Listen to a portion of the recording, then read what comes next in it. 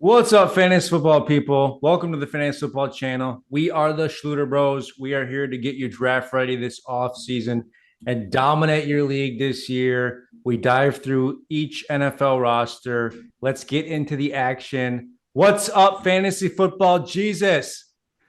Hey, how we doing, folks? Thank you, Kyle. Beautiful day in the neighborhood. We have excitement in the air. Post NFL draft weekend. NFL is coming back and it's coming in hot. Today we're going to start with buy sell round. We're going to come in hot with that bad boy. Break down some free agency relevant news. The Chicago's draft picks. Breaking down the good old Bears today, folks. The Bears still suck, but that's Bears. okay. The Bears. And then we'll finish with the big Burleys, the O-line breakdown. Before we get any further, Kyle, what do you think of that draft we just had this weekend, the NFL draft? What are your thoughts? Oh, it just gets excitement. You think about draft day and all the rookies and the value they could have now, or, it's especially more exciting for dynasty leagues. But still fun. Really cool that it was in Green Bay too this year. Absolutely. Love that. What did Sticking you think? 200,000. I mean, you got to love sticking 200,000 people in Green Bay. That's good for that city. Good revenue wise. I'm sure they pulled in more than a couple million from beer sales, hotel sales, all that good stuff. So, absolutely love to see that. Yeah, just exciting overall. Love what the Packers did. There was plenty of drama with Sanders' kid and not getting drafted, was just getting left for dead. He had some fraternity boys at Ole Miss prank calling him as if they were the Saints GM, telling him he was drafted. That poor guy. He probably shouldn't have done that, but nonetheless, it's a little comical. That's hilarious, Um, though. yeah. I was really surprised with the Packers. I was literally watching all of the experts say how they never take a receiver. They would never have done this. And then they get on there and then they draft the receiver with the first pick and the third pick. Unbelievable. I mean, how pissed is Aaron Rodgers right now? He saw that and he was Seriously. probably just fuming. Just he's like, I wanted that for 20 years. He couldn't do it. Now that I'm gone, now you're just gonna unload on him. Yeah. All Oh, right. You ready to jump into your we're buy going sell in. quick here? We're going in a buy sell round. We're going to get this thing rolling early and often. We're going to put about 30 seconds on the clock here, and I'm going to launch some decisions at you, and we're going to see how you do. All right, Okay, go. you ready? Yep. You locked in? Yep. All right, getting the timer going. Buy sell. Anthony Richardson plays a full season this year. Sell. What about Bears going above 500 winning percentage? I'm gonna sell that one, but it's close. Okay, okay. JJ McCarthy has a better performance than Sam Darnold's in the Vikings last year. I think he has a better performance than Sam Darnold this year. Okay. I don't Yeah, think he has as good a performance as Sam Darnold last year. that's fair. I'd agree with that. Christian McCaffrey, top 3 running back. Selling it. All right. DK Metcalf puts up more points in Pittsburgh this year than he did last year in Seattle. I'd like to know who the quarterback is first. But so I'm gonna sell without knowing. Well, even funnier. Aaron Rodgers, does he go to Pittsburgh, buying or selling? Oh, let's make a bold call. Let's buy. They didn't draft a quarterback very high, so let's buy one here. Okay. He's been sitting on them. Commanders, are they making it to another NFC championship game? I would buy that. Chiefs make another AFC championship game. I'll buy that too. CeeDee Lamb finishes top 5 wide receiver. Sell that. Lamar, top 3 quarterback. I'm gonna sell that too. And time. Ooh, interesting. Was that 60 Out of seconds? It felt longer. It probably was. I didn't actually time it. All right. Lamar, top 3 quarterback. You said sell on that. I gotta know why. He was number 1 last year, MVP. Got a lot of the same options and weapons. Why are we selling on Lamar? I think he'll be close. I just feel like there's a few other guys I would project to be top 3 ahead of him. And last year he finished number 1 overall fantasy. Whenever that happens, historically speaking, the next year is never quite as good, and it's usually not by a small amount. So, and I have him in my dynasty league as one of my keeper quarterbacks. So I'm gonna, hope for the best, but I think that's probably not going to happen back to back years. Gotcha. So more so kind of like a stock market industry. They perform one year. It's very rarely that they're going to outperform again the next year. It's going to go to someone else's hands. That kind of Yeah, thought. I think so. I think he's still All going to right. be great for fantasy, but I don't think he does as well as he did last year. Personally, maybe I hope he outperforms and does better. But Sure. okay, are you ready? I'm absolutely ready. Here we go. Buy or sell? Packers make playoffs. Buying it, baby. Josh Jacobs finishes a top 5 running back in fantasy. Ooh, I love the man, but I'm selling that. Oh, I don't like to hear that. I have him in Dynasty. Jordan Love finishes as the top 10 quarterback. Top 10, I'll give him that. All those new weapons, revamped O line. Yes, Ooh, sir. okay. Does Jaden Reed have a bounce back this year? Absolutely. I love that man. He's the best Packers wide receiver weapon. Yes, sir. Okay. Buy or sell? Rodgers still owns the Bears. He will for his entire lifetime as long as he breathes. Wherever he goes, if he goes anywhere. What Mm-hmm. about Jaden Daniels stays healthy all year? I'm buying it just because I love watching him play. I hope so. Okay. What about Bills make it to the Super Bowl? Nope, they can't beat the Chiefs. Eagles run it back. Nope, I hate the Philly. Oh, ouch. That makes me want a sandwich, Philly sandwich right now. Okay, so I guess why do you think Jordan Love finishes a top 10 quarterback? Just the divas, or tell me? Yeah, I mean last year he had some injuries he was dealing with intermittently throughout the season, and I don't think that was talked about enough. Also, we just got him 2 top 3 round wide receivers, one with a 4.29 40, which to my understanding will be the fastest Packer to ever play in the history at Lambeau Field. So I love Golden, that. the Golden Boy. Um, and also we still have all of our currents. Does Christian Watson come back early and healthy? I don't know, but so now we got Dobbs, Reed, Watson with a little bit of a question mark, and It's a stack two wide new studs receiver coming depth in chart. there. Like, there's a lot of talent there. Yep. Plus that new left tackle they got, that big boy. I think he's out of NC State that they just drafted. He is a monster, 6'6", Mauler. 338. So I think he is going to be a long-term left tackle for Green Bay to help protect him. So I'm all for it. And the only thing that could limit that is the Packers do like to run the ball, and they always stick to the run. So that could limit it, but I'm a believer in it. Let's go for it. Okay, I like it. Yep. All right. The Bears are who we're going to break down this week. We don't love the Bears personally, but they have fantasy relevance here, and we got to talk about them. Their recent offseason moves, Zaccheaus, wide receiver from the Commanders, Devin Duvernay, wide receiver from the Ravens. They got Drew Dahlman, center from the Falcons. Deo Odunze Bingo or similar. Sorry, buddy. However that is. DN from the Colts. Grady Jarrett, deep tackle from released from the Falcons after being there for 10 years. Joe Thuney, guard from the Chiefs. Jonah Jackson, guard from the Rams. So a lot Yeah. of big boy moves already. Yeah, and those last two you just mentioned with the guards, we'll touch more onto those. They did some serious work on their offensive line, which we'll break down at the end of the show. But a lot of moves, a whole new wide receiver room for them. Yeah, a lot of big things going on there. Let's keep the moves of the new faces going here. Let's touch on some of their draft picks. The Bears selected first round 10th pick Colston Loveland, which was kind of shocking because Tyler Warren, the tight end out of Penn State, was widely believed to be the best tight end in this draft, without a question there. So I don't know if the Bears, they must have saw something they like, but I hope this is one of those times where they kind of screwed the pooch on this one. I guess we'll see, though. Obviously, they like something about them. Let me jab at that. New head coach, former offensive coordinator Ben Johnson from Detroit Lions. He's the Bears head coach this year. He obviously did a phenomenal job as offensive coordinator for the Detroit Lions. And before that, he was a tight end coach. And he very well known for his draft and work with Laporta. That's right. That's right. So I think personally, he's got a bit of a knack and instinct for tight ends. So there is something here that he liked better. And I would believe in it versus doubting it personally, because his history says this guy's better with tight ends. So I like it. I hope you're wrong, but fair enough. That's valid. Okay.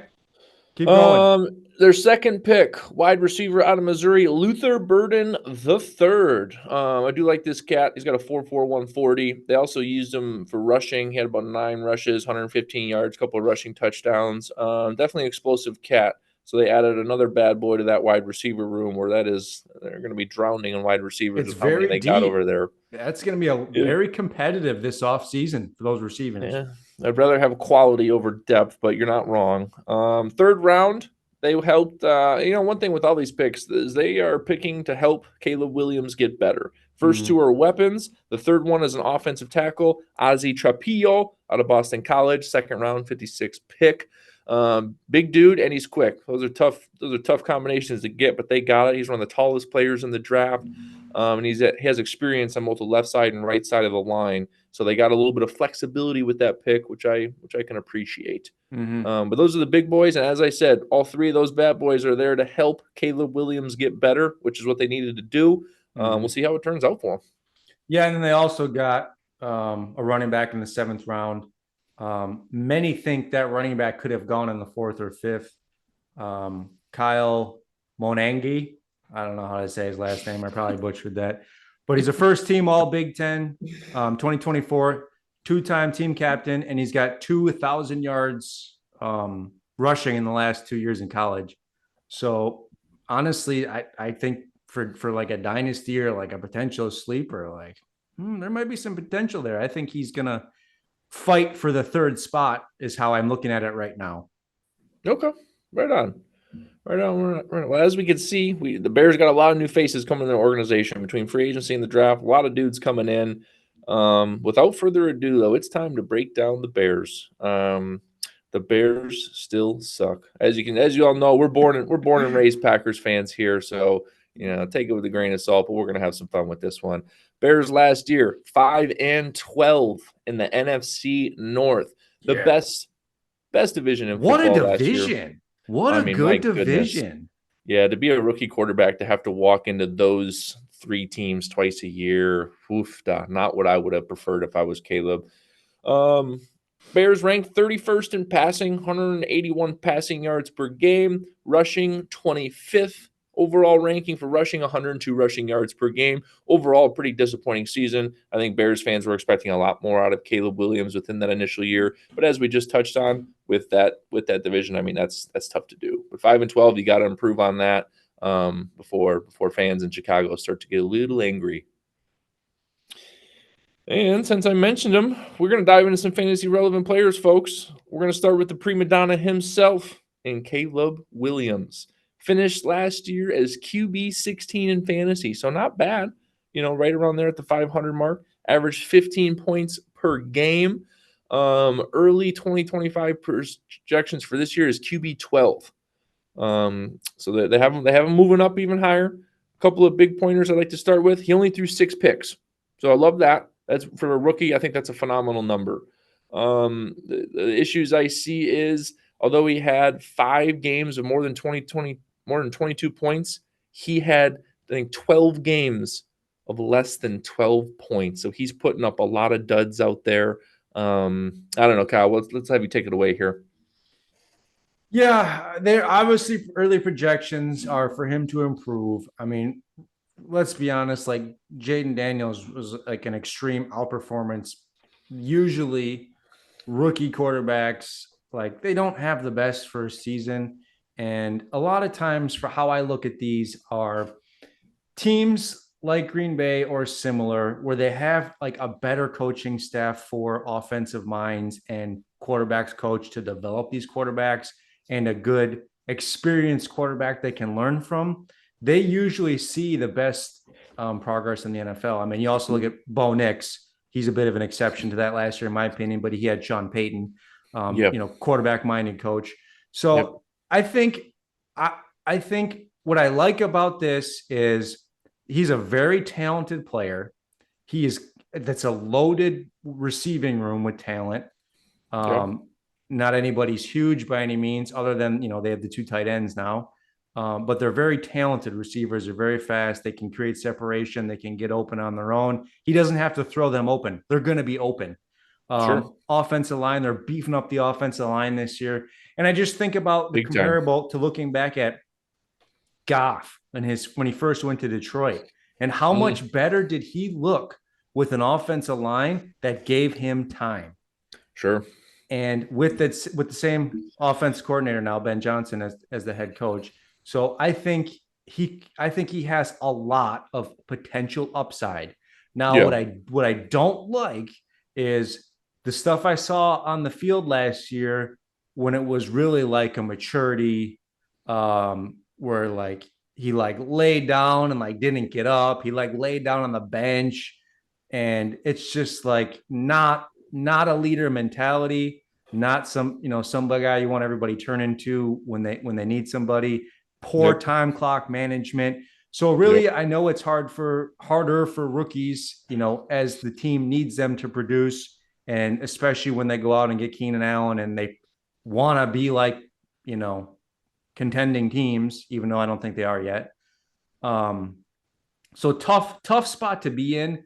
I think if he cleans up his mindset a little bit and just owns his mistakes, and it's okay to make mistakes as a rookie. You're going to do that, and just works on those things, and if he can jive with what they're doing and what Ben Johnson is bringing in, I see a lot of upside.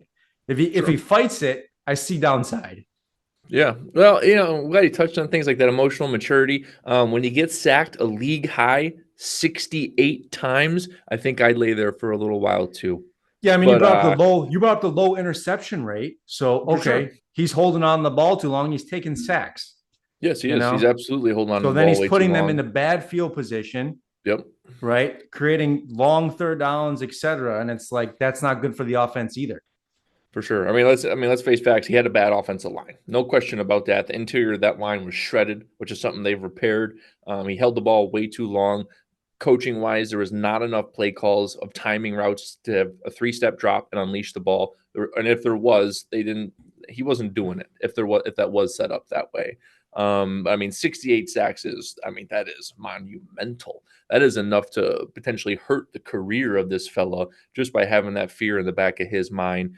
But nonetheless, the Bears are working on that from top to bottom with the new coaching staff that we talked about, with the offseason moves in the offensive line, which we'll get into deeper. Other thing, he had 81 rushing attempts for 489 yards. So there's a little bit of rushing upside there. However, zero rushing touchdowns. So the Mm. man could not get it across the goal line, but almost 500 rushing yards. I mean, that's right up there with some of the rushing quarterbacks. But I Yeah, think we touched on that's he can't interesting. hold on to the ball as long. He's got to get rid of that thing. He's got to get some timing routes to get that ball out. He's going to have a better offensive line, so he can't point the finger at them. But then a factor we haven't talked about yet: no more Keenan Allen in the house. So you went from having two wily vets to throw it to all of a sudden just one.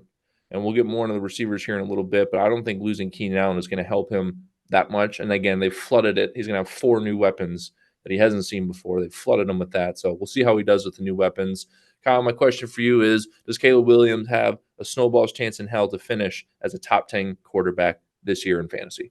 I think he has a strong chance. I Okay, think strong chance. he's a guy, in my opinion, where I think last year with his talent and with the talent in the receiving room in this offense, I think you pretty much saw his floor. Okay. I think he'll if he fights Ben Johnson and himself on his own progression and being a better captain and leader on the team, I think he'll put up a similar performance, and you know it'll be interesting to see what happens Yeah. going forward. But if he buys in, I think he's going to be at least where early projections have him and better than last year. But I think if this offense really gets cooking, maybe like halfway through the year they start connecting on the scheme and what Ben Johnson wants to do, and it's working for Caleb, and he gets it. I think he has upside. Mm-hmm. Um, Being a Bear, I don't love him, and they do have a tough division and they have a tough schedule, so Mm-hmm. those things will be against him. But I do think there is fantasy points to be had here. Yep. Um, Love him in a Superflex 2 QB league. Actually, one Yep. quarterback league, I'd probably like other guys. Yep. 100%. Yep. I'd agree with you on that. And finally, the Bears organization has offensive minds coming into it, which I They think, to do. what we've talked about, that's going to help a ton. Flooded them with weapons, flooded them with the right mindset in Ben Johnson. So we'll see. We'll see what can happen out there. Yep. Okay, let's get into the Divas. My goodness, a lot to break down here. Keenan Allen, you touched on that. He's gone. So it's 120 targets, 70 catches, 7 TDs last year. That becomes open for this offense. Yep. DJ Moore, obviously, he's a fantasy stud. He's been a fantasy stud, and he's Absolute had stud. bad quarterbacks every single year. If, in my opinion, if Caleb can progress this year in this offense, DJ Moore has the best upside in this offense, in my opinion. So Yep. for fantasy, I actually like him above all else on this roster, DJ Moore. Yep. Odunze, he showed a lot of talent as a rookie. Another year with this quarterback, if they can continue to progress, I like him in especially like a dynasty or a deeper league. I do like him. Okay. Outside of that, I wouldn't expect a lot from him this year. I would expect the upside with DJ Moore, but I do like Odunze. You want to jump on your thoughts on those two before we keep going? Yeah, absolutely. I mean, DJ Moore, size, speed, talent, hands, everything. Just an everything type player. When he catches the ball, I fear for D-backs sometimes because he's so much bigger and stronger than them. I'm like, he can just run these dudes over. He can run around them. Love watching him play. And as we said, 121 targets vacated by Keenan Allen. You got to think that 40 to 50 of those are going to go over to DJ Moore, which is going to put his target share up to 190, which would probably be insane. Yeah, Obviously, that ball's going to go he had elsewhere. 140 last year. I know. And now So he's going to have even more. He's going to have even more. And I know there's a lot of other mouths to feed. And I do think this helps Romeo Odunze as well a lot, because now he's going to step into that Keenan Allen role. And he's also going to get a majority. I think he's going to get a majority of those Keenan Allen targets, just because he's going to be the wide receiver too. But yeah, Dunn's finished 49 wide receiver in PPR, 51 standard. It's not good enough to want him early to reach for him, but a lot of target shares coming his way. Very fast receiver in Rome, very fast receiver. So I like that as well. The one thing that kind of sickens me about Odunze is 54 catches on 101 targets, almost a 50% completion rate when you're throwing to him. That's not good enough. That's timing. That's practice. That's getting reps in. Clearly, I mean, I hope they're out there right now throwing to each other, because they need to polish a lot of that off. So I disagree with you a little bit there, where I think I love DJ Moore for fantasy. I think his targets are honestly probably going to be similar. I think he'll perform better with his targets in this offense. I think this coaching, it's going to be a better offensive scheme. They're going to move the ball around. They're going to spread it around. They're going to be a better offense. They're going to run the ball a little bit better. So I think he'll have more touchdowns. I think the targets, he may get a little bit of a tick there, but I think overall these guys will just be way more efficient. And I think some of the other receivers and the tight ends are going to get some more targets in this offense. Sure. I mean, those will get sprinkled in, but when you have a DJ Moore type receiver, and when you're a young quarterback, you are going to be forcing him the ball, whether you like it or not, because he's going to be in your ear telling you otherwise. And I don't know if you remember this last year, but there was a couple of times where DJ Moore went to the backup quarterback and said, "I need you out there." I remember that vividly. He went to the backup and was, "I need you out there mid-game," because Caleb didn't. And I was just like, Jesus. I mean, so there's a little bit of love lost there between those two. And I think Caleb's going to try and keep him as happy as he can and force him the ball. And a lot of, like I said, younger quarterbacks, when they have a diva, they are going to force him the ball. But again, so many other weapons on this offense that we have to break down into. Maybe they do spread it around well. The newest additions, Zaccheaus from Washington and Duvernay from Baltimore. I'm not fantasy-wise, I'm not high on either one of these two guys, but they got a lot more quantity of receivers to throw to that have some speed. Yeah, fantasy, I'm out on any of these other receivers whatsoever.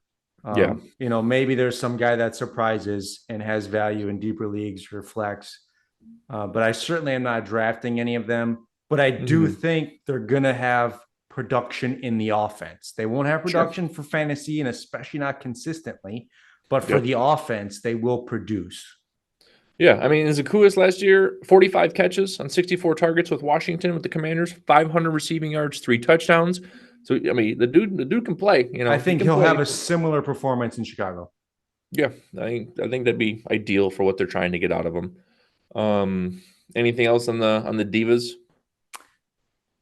Well, why don't we're talking divas? Let's touch on the tight ends.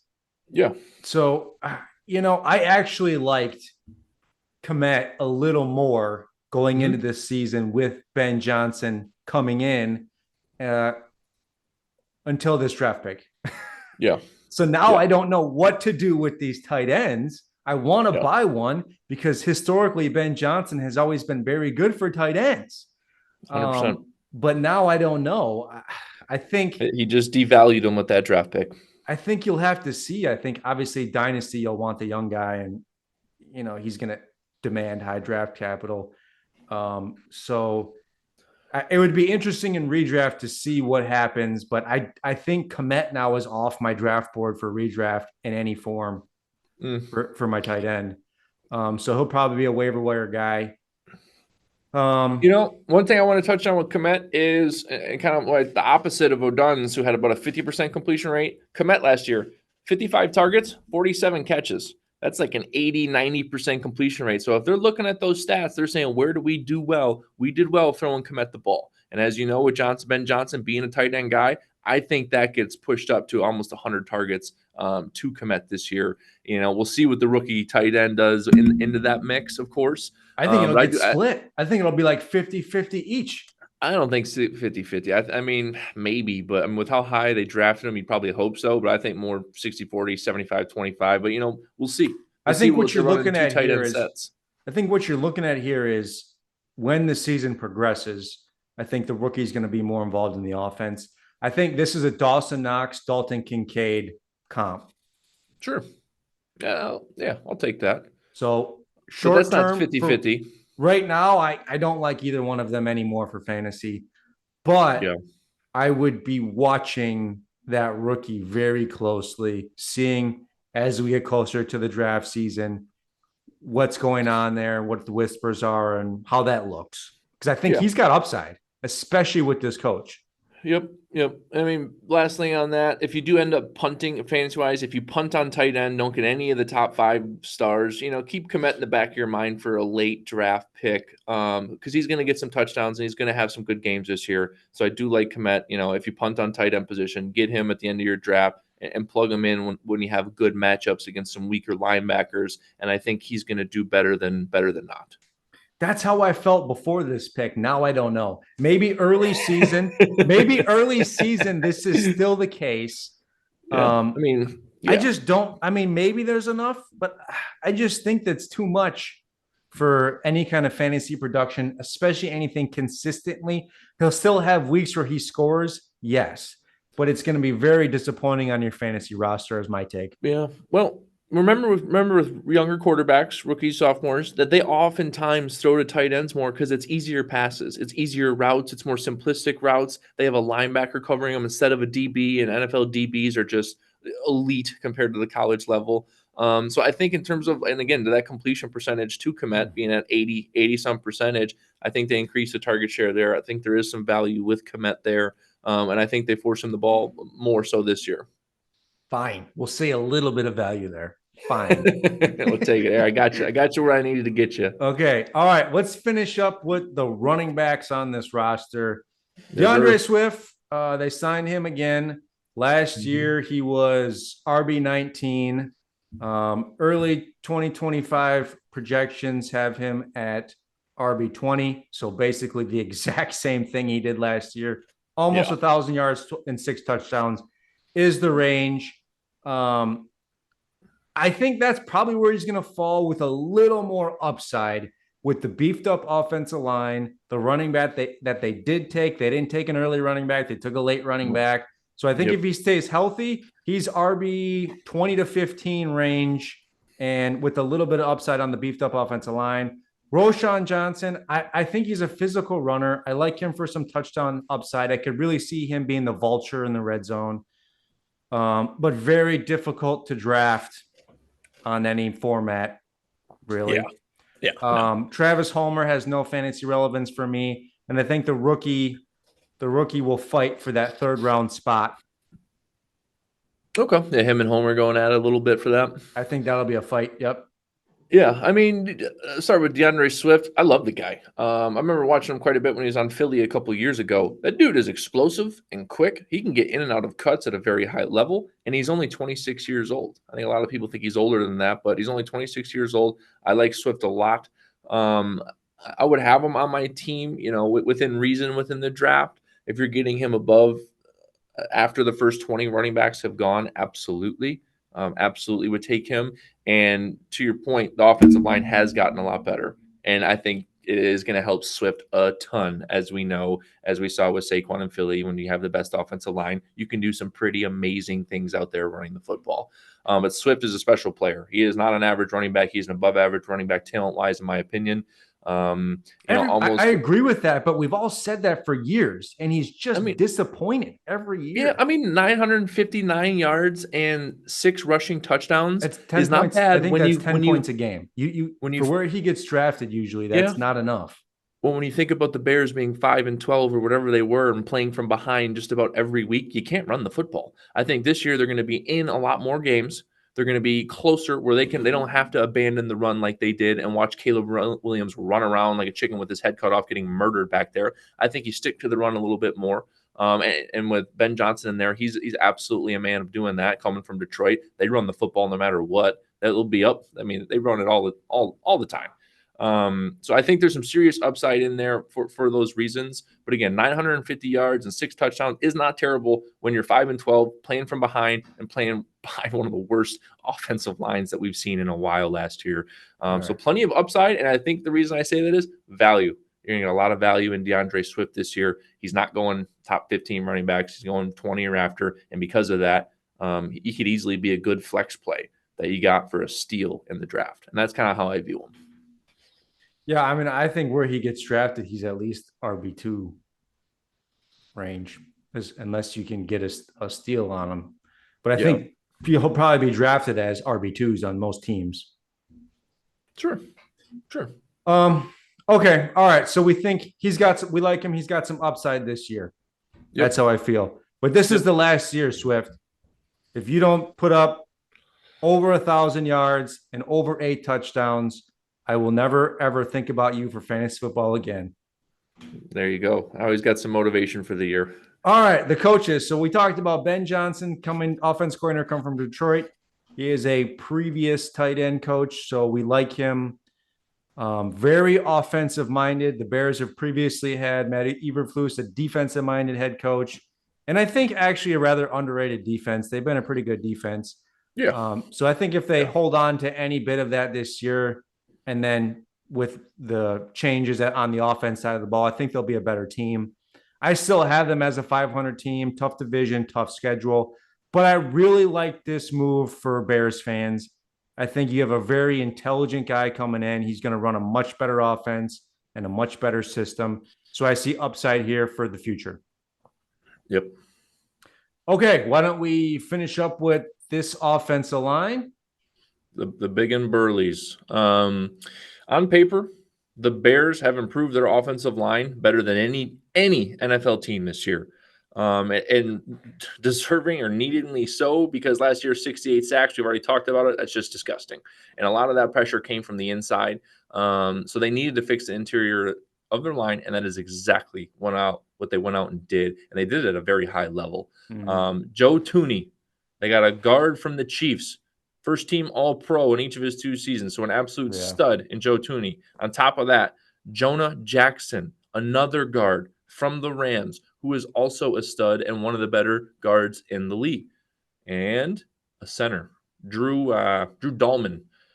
He came from Atlanta, also a pretty phenomenal and rock solid center. So not only did they revamp it, they got 3 new dudes in there. The entire centerpiece of their offensive line has been fixed, quote unquote.